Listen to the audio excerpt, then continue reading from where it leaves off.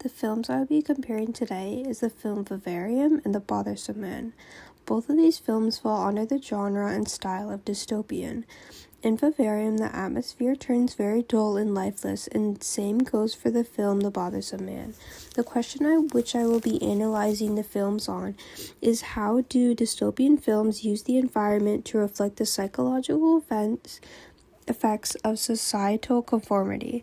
In the films Vivarium and The Bothersome Man, the directors employ dystopian elements to create an environment which reflects the psychological effects of societal conformity that is present in today's society. In Vivarium, there is a couple that is looking to buy a house. They are Jenna and Tom, but they end up becoming trapped in a neighborhood with identical houses. They also get a baby to take care of, and it turns out the baby is a monster.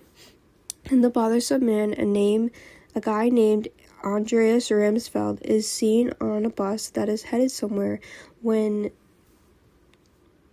we then see that he talks to a guy and he tells him that he is dead and he has a second life that he has to live. In the end, in both of the films, the characters die. To start, in both of the films, the mise-en-scène is very monotone and minimalistic. There's a filter and a palette of very neutral and gray tones of color. The color palette represents how plain and boring the surroundings are. In The Bothersome Man, the color palette is mostly gray and there is little to no bright colors. The amount of colors shows that the evoking sense of oppressive conformity, emotional desolation, and societal decay. The muted color palette expresses that there is a loss of individuality and spirit in the world and characters. In The Bothersome Man, the characters act like they are being oppressed. For example, when the character Andreas Ramsfeld talks about the world around them or a question not related to work, the other characters act like they heard nothing. The characters around him are motionless and act like robots. This creates a dystopian type of atmosphere, and the main character gets depressed and loses his sanity, which leads him to killing himself. The Bothersome Man is set in an afterlife that seems very much like the world we are used to. People live in apartments, work in offices, drive modern cars, and the like. But one that comes with almost an inseparable sense of disquiet is the modernist city as anti-utopia, where everything comes cleanly and blandly lit, where people seem to spend just a little too much time talking about discussing interior decoration. This dystopian atmosphere makes for the character having a mental breakdown representing how some people feel out of place and how depressed they can feel when there are pressures to conforming to society's expectations. This is even shown when the main character comes back to life and he is replaced immediately by a clone of him that is acting like everyone else. Alternatively, in Vivarium, there are no characters in the film, and being alone made the characters go crazy mentally.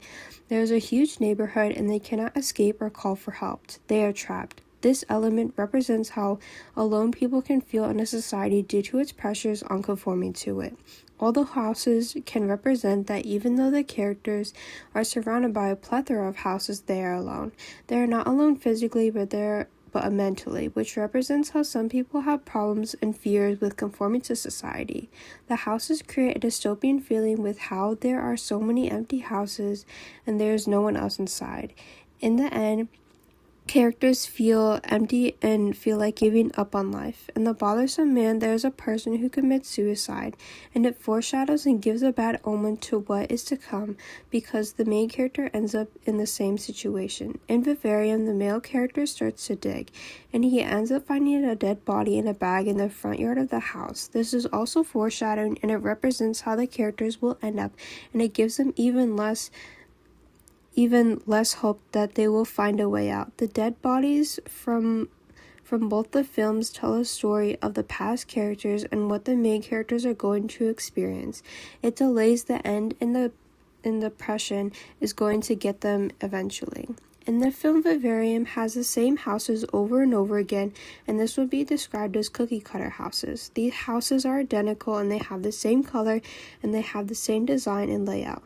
The dystopian and creepy houses drive the characters insane, with the factor of being completely alone besides the two main characters having each other. These factors make the characters feel alone, and when they try to escape, they end up at the same house, and it makes them lose hope, as well as a bothersome man. The main character also tries to escape, but he is met with an empty desert. Both of the main characters lose hope and end up in a downward spiral of a mental breakdown. In Vivarium, the suburban neighborhood represents an exaggerated version of modern middle-class life with identical houses, scripted routines, and the expectation to raise a child. The environment removes choice and individuality, whereas in The Bothersome Man, Andreas lives in a hyper-controlled society where everyone conforms to politeness, efficiency, and routine. People have jobs, apartments, and relationships, but there is no real emotional depth. In both worlds, they function as a system that rewards obedience and punishes deviation, turning conformity into a psychological prison rather than a path to fulfillment.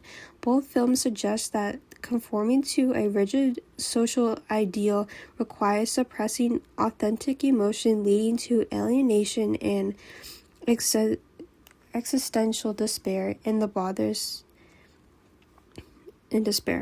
Bothersome Man, the citizens lack strong emotions like pain, love, or grief. They are muted or absent. Andreas feels disrupted because he still notices this emptiness.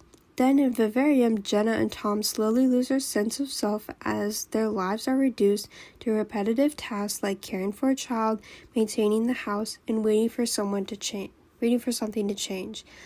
They do not conform to society they are forced into, and it represents a desire to detach from society. The mise-en-scène makes the characters from both films portray a depressive mood because of how dull and minimalistic the environment is. The use of color palettes in the films creates a dystopian type of world because of the neutral and dull tones can represent a depressive atmosphere. Neutral tones are presented to be lifeless, and brighter colors are happy and have lots of emotion. These tones can create feelings of being unemotional and detached. Color in an atmosphere can affect the way people are emotionally. So the use of color can affect the character's mental health, with the fact that both characters are stuck in one place can create a sense of loneliness and isolation, which causes madness. It turns the film from a situation into a nightmare. In the end, the dystopian world that is created in these films contributes to how the message behind the world is perceived. The mise-en-scène, the forced situation in the screenwriting, and the atmosphere created by the color palette creates a dystopian world that has a message towards the audience of how the psychological effects are caused by conforming to society.